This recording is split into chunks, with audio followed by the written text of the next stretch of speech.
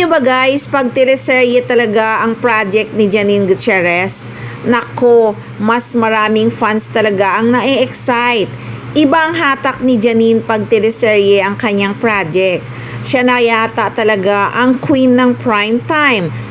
At si Echo ang king of prime time, di ba? Mga buzzer na bitter, lalo na nga ngayon, mukhang napakaganda ng balaraw. Yung role talaga ni Janine Gutierrez doon ang inaabangan ng mga fans. Sobrang na-excite talaga sila sa magiging role doon ni Janine. Horror nga daw ito, trailer pa lang, napanganga ka na sa sobrang ganda. Gusto mo nang hilahin ang buwan para maipalabas na, di ba? Comment pa nga ng ibang mga bitter. Talaga naman halatang inggit na inggit si Miss Agot Isidro daw at si Charlie Dizon ang inaabangan sa seryeng iyon. Hello, talaga ba? Halata ngang parang si Janine Gutierrez ang bida, di ba? Hey, kaabang-abang talaga ang isang Janine Gutierrez. Paano kaya matakot si Janine, no? Oh, anyway guys, hindi masyadong busy ngayon si Janine Gutierrez. Pero si Echo, ikot pa rin sa mga sinihan. At nako, 110 million na sa ngayon ang kita ng The Love One.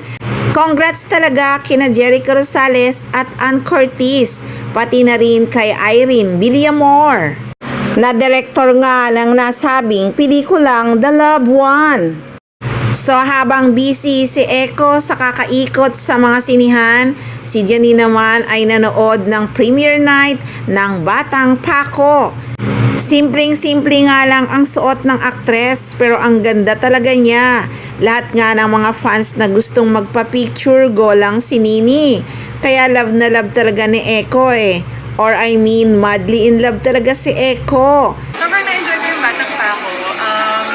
Nakakatawa, nakakakilig, nakaka-touch, tsaka exciting din yung mga action scenes. So bagay na bagay siya sa pamilyang Pilipino. Hindi niya kasama si Echo, hinayaan talaga niyang mag-ikot ang aktor sa mga sinihan, kasama si Ann Curtis, pati na rin ang direktor na si Irene Villamor.